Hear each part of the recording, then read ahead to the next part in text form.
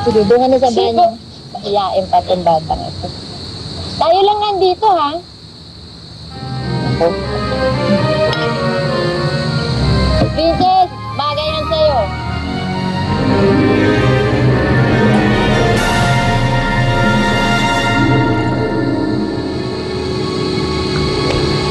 Princess! Patingin naman, oh.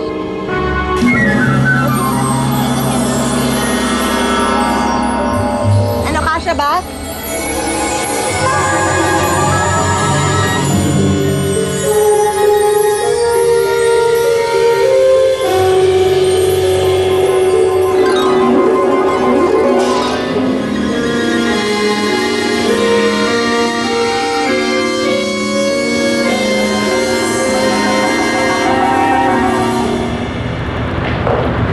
Sabi ko na nga ba eh, dito lang kita makikita hayop ka. Baka naman ikaw ang hayop dahil malakas ang pangamoy mo. Pumili mo sa akin, magkasama ba kayo ng asawa ko? Gusto mo ba talagang malaman? Baka naman maging asong ulol ka kapag narinig mo ang sagot ko. Oh, Ron, si Felina. Nasaan si Felina? Nagsisimula na ang kasal. Lord, di ba po, hindi nga po natuloy ang kasal? Nasaan ba si Felina? Wala daw po siya sa perya eh. Ay sumundo daw. Lo, kailangan ko pong hanapin si Felina. Huwag kang alis. Ron, samahan mo akong hintayin ang lola mo.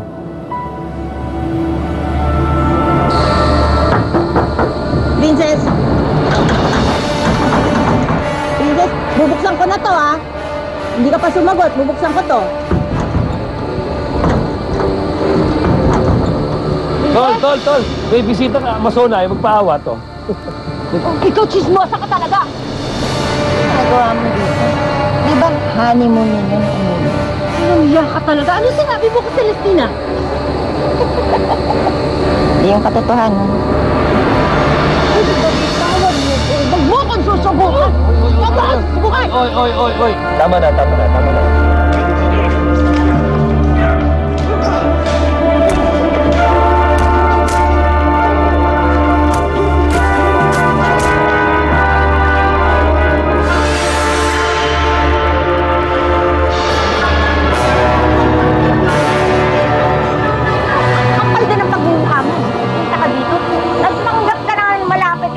Ngayon, papatayin kita.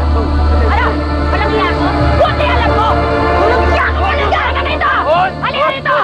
Tol, sandali. Ano ba kasi talaga ang gusto mo? Ha? Hello? Nag-iisip ka ba? Siyempre, si Hugo. Papatayin na kita, hayop ka. Baka nakakalimutan mo, mayaman ako. Hindi na akong Emilio na pinabubuno ng araw. Papatay mo man ako, sisiguraduhin ko siya na patay ka rin. Hindi ako natatakot patay. Kung si Hugo ang gusto mo, bakit kinakailangan yung dami mo nga kami dalaw ni Emilio? Sayang ka, no? Maganda ka sana, kaso boba ka. Ang gusto ni Emilio si Celestina. Pag mawala si Celestina kay Hugo, libreng-libre na siya para sa akin! Luka ka talaga! Oy! Tutuluyan ka niyan.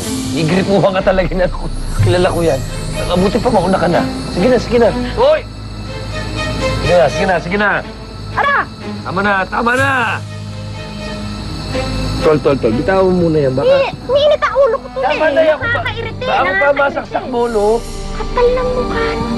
Ganda-ganda ng araw. Iinom ako dito. Napatakbo mo yun. Aba, subukan na talaga ako, di ba? Subukan niya ako. Igripuhan mo ba naman eh? Nagsusukat kami dito ng damit na... Ay, teka si Princess, sandali. Sino princess yan? Princess! Sino princess? Hindi mo ba nakita si Princess? Sino nga yung princess na yan? Pamangkin siya ni Sugar. Magandang pamangkin ni Sugar. Hugo! Wag!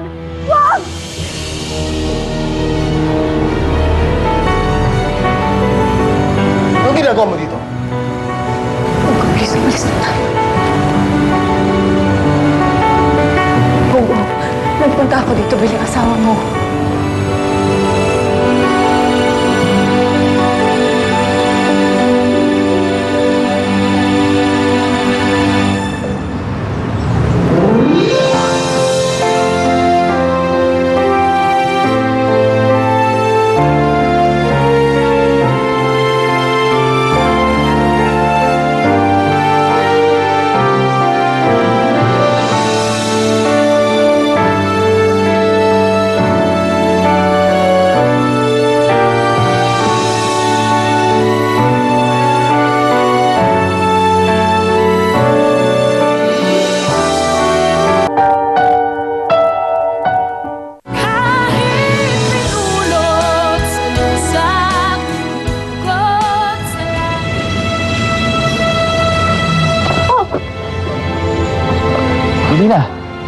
Ano nangyayari? Ba't ka nagmamadali?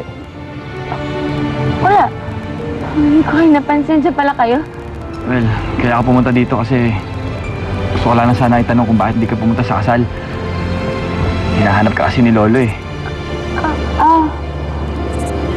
Hindi ko sa panayagan ni nanay. Pero sabi sa akin ni Mang Porky, umalis ka daw. May sumundo daw sa'yo. Di bale, wala ka namang na-miss. Hindi na tuloy yung kasal. Bakit ba nangyari? Well, something unexpected happened. Tinigil ng mami ni Chloe ang kasal. Si Ma'am Celestina?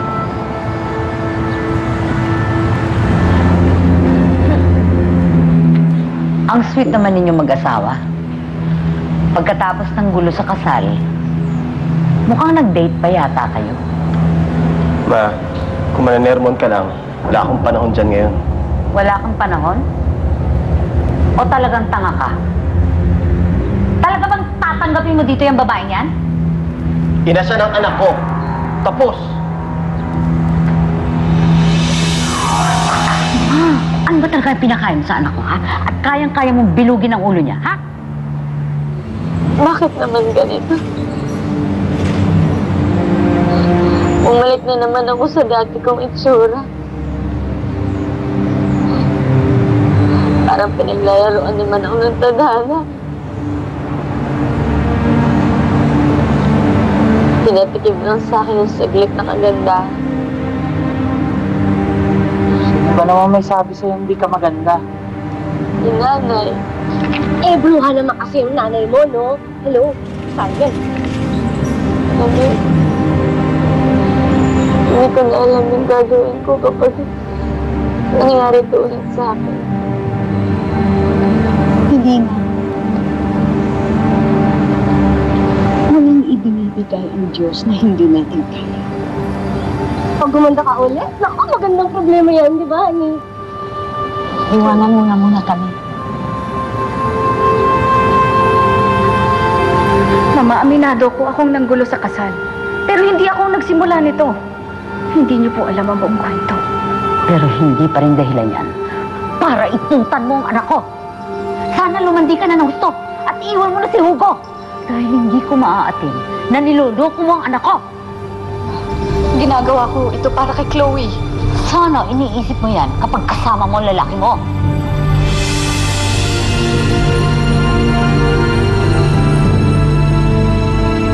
Ang katapat ng pagdurusa ay kaligayahan. Di ba? Maraming salamat po at hinayaan niyo ako manatili dito ngayong gabi, ha? Natatakot po kasi akong mag-isa, eh. Hindi ko po alam kung anong susunod na mangyayari sa akin. Huwag mo nang isipin yan. Hindi ko pa. Ang sabi ninyo sa akin, kaya nagbabago yung anyo ko dahil sa pag-ibig. Oo, itong nangyari na ito ay dahil talaga sa pag-ibig. Eh bakit babalik na naman ako sa ganitong anyo? Anong klaseng pag-ibig po ba yan? Galina, nararamdaman ko na darating din ang panahon na kasabay ng pagkaganda mo, mabubuo rin itong pag-ibig na ito.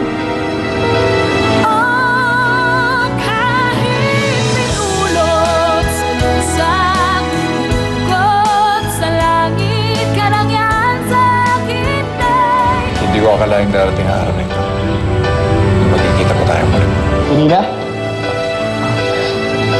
I'm sorry. Akala ko kasi ito si Nina eh. Kaya ako kayo pinapunta dito para sabihin sa inyo, nabuntis ako. Ikaw pala yung magandang pamangkin si Princess. Hindi ka pa nagtataka kung bakit pag nandyan si Felina, wala si Princess? Pinangako ko sa nanay ko na ibibigay ko ito sa babaeng mamahalin ko habang buhay. Hanapin mo si Emilio at si Celestina. At tukutin mo yung lalaki. Balik mo sa akin ang buhay. Dahil ako papatay sa kanya.